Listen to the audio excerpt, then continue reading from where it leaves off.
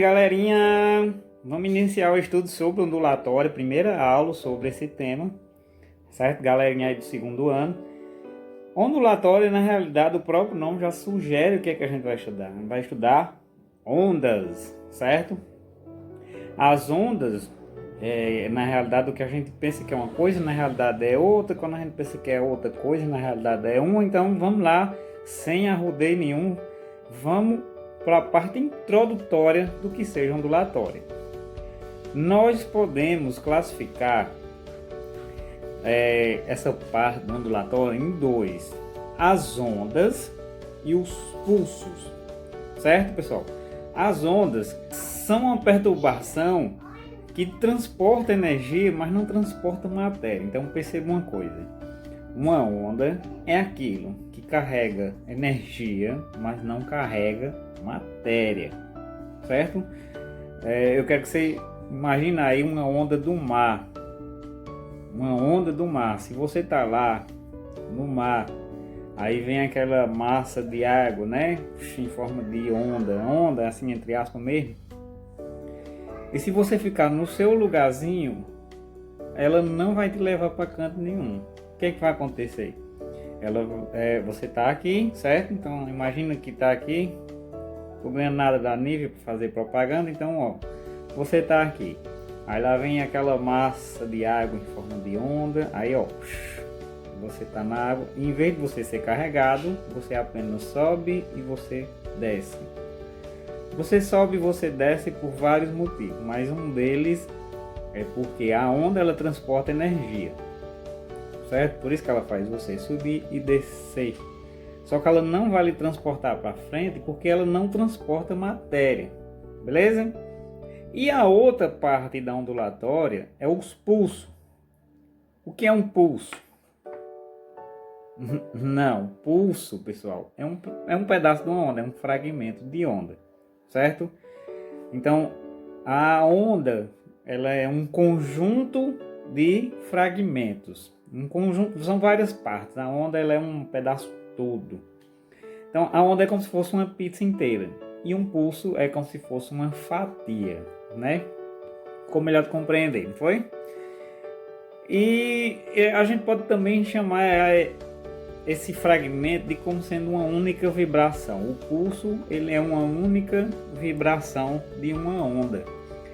As ondas elas se classificam, eu queria que você copiasse, e as ondas elas se classificam em duas. São as ondas mecânicas e as ondas eletromagnéticas. Mecânicas e eletromagnéticas. Qual é a diferença entre elas duas? As mecânicas, elas precisam de um meio material para se propagar. Por exemplo, uma onda mecânica, o som que eu estou emitindo, ele está viajando aqui pelas moléculas de ar, chega no microfone aqui ó, do celular. Esse microfone ele capta essa onda, né? Transforma essa energia, na verdade, o princípio da conservação, pega essa energia sonora e converte em energia elétrica. Aí essa energia elétrica dentro do celular vai ser convertida em energia sonora através do alto-falante, e a gente consegue ouvir porque aquela vibração que sai do alto-falante viaja pelas pelas moléculas que estão aqui, aqui de ar, chegam até o meu ouvido externo, né? Esse desenho aqui, ó, ele é feito para conduzir as ondas sonoras até o ouvido interno, certo? Lá no finalzinho do ouvido interno tem uma pelezinha chamada tímpano, bastante esticada. Ela é extremamente sensível a qualquer vibração, então ela vibra conforme a vibração do ar, por isso que a gente escuta assim, certo? Então a onda mecânica ela precisa de um meio material para se propagar. As ondas eletromagnéticas elas não precisam de um meio material, elas se propagam em qualquer lugar, certo? Um exemplo de uma onda eletromagnética é a luz. A luz que sai lá do Sol, viaja pelo vácuo e chega até aqui na nossa Terra, no nosso planeta Terra. Então uma onda do tipo eletromagnético, um exemplo é a luz, certo? Tem vários tipos, você vai no hospital, faz um raio-x, isso ali também é uma onda eletromagnética. Para quem lembra aí da química, o acidente em Chernobyl, né, liberou muita radiação, e radiação também são ondas eletromagnéticas. Só que quando se trata desse tipo, aí são ondas eletromagnéticas de alta energia, como a radiação gama e radiação beta, certo? Ou radiação alfa. Então, pessoal, aqui a gente vai conhecer as partes de uma onda. Então, é importante demais que a gente conheça a nomenclatura de uma onda. Então, vamos aqui ver o seguinte. Eu posso dividir essa onda no meio, uma linha imaginária aqui no meio, certo? Para a gente ter uma referência. Então, é muito importante a gente ter essa referência. Aí, a partir dela, a gente tem vários conceitos. Por exemplo, essa parte mais alta aqui da onda, né? Aqui ela tem 1, 2, 3 partes mais altas. A gente chama ela de crista. Tem quando o surfista está na crista da onda, ele está na parte mais alta da onda, certo? Essa parte aí, ela é a crista. Se a gente tem a parte mais alta, a gente tem a parte mais baixa. A parte mais baixa são os vales, certo? Aqui, ó, 1 vale, 2 vales, 3 vales. Beleza? Então a gente já conhece crista, já conhece os vales. Vamos entender agora como é que funciona. Por exemplo, a distância entre duas cristas é chamado de comprimento de onda, esse yzinho de cabeça para baixo, que em grego a gente chama de lambda. Esse é o comprimento de onda. Isso é muito importante. Comprimento de onda é a distância entre duas cristas. Também pode ser a distância entre dois vales, certo? Então, comprimento de onda, ele pode ser a distância entre duas cristas, pode ser a distância entre dois vales, e também pode ser a distância entre 3 nós. Então, aqui ó, tem um nó bem aqui, não tem essa linha imaginária, tem um nó aqui, tem um nó aqui, tem um nó aqui, 3 nós consecutivos. A gente tem o conhecido comprimento de onda, isso é muito importante, certo? Então, olha só, o comprimento de onda pode ser a distância entre duas cristas, pode ser a distância de dois vales, também pode ser a distância de 3 nós consecutivos. Beleza? Então anota aí, isso é importantíssimo, essa parte conceitual. Aqui também a gente tem o conceito de amplitude. Amplitude, pessoal, é a distância da crista até essa linha imaginária central que eu fiz aqui. Ela é a chamada amplitude, certo? Então o que é que a gente já conhece aqui?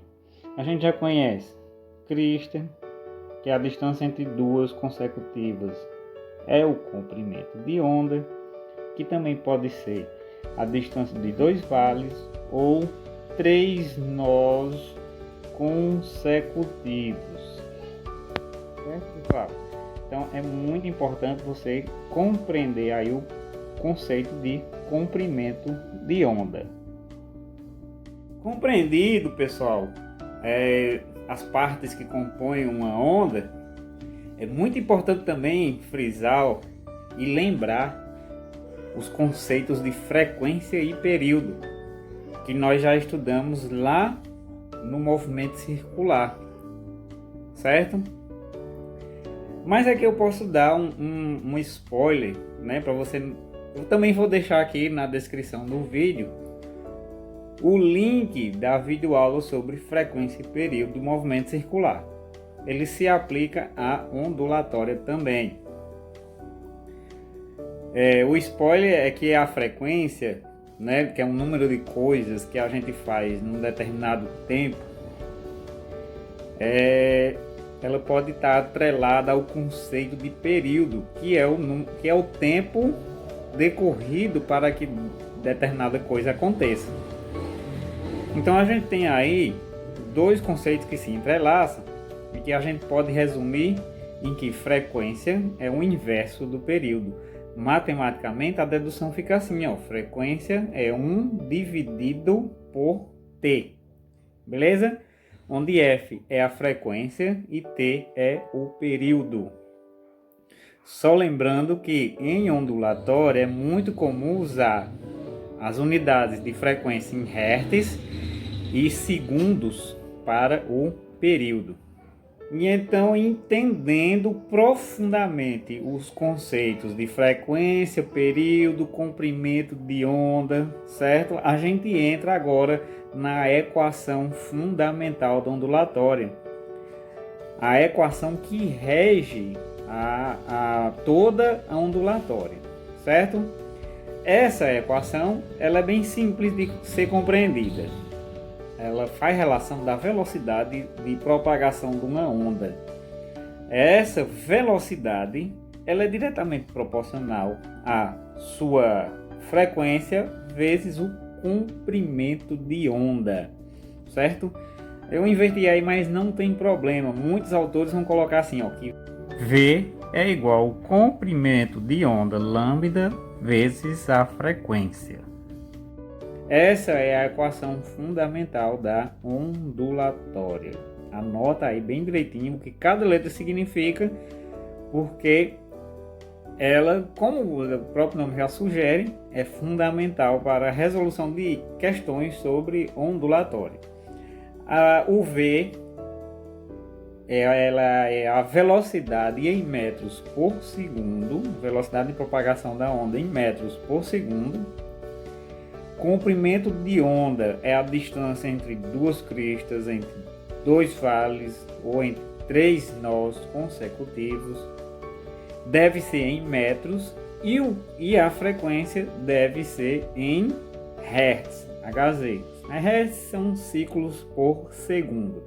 Então, anotado tudo isso, né? Vamos lá para a resolução de um exemplo. Então tá aqui um exemplo bem simples para a gente trabalhar a equação fundamental da ondulatória, né? Velocidade de propagação da onda é o comprimento de onda vezes a frequência. Então um exemplo que eu posso estar colocando para vocês é uma onda mecânica como o som. Ele viaja a 345 metros por segundo, certo? Então imagina aí que um operador de som ele coloque uma frequência igual a 400 Hz.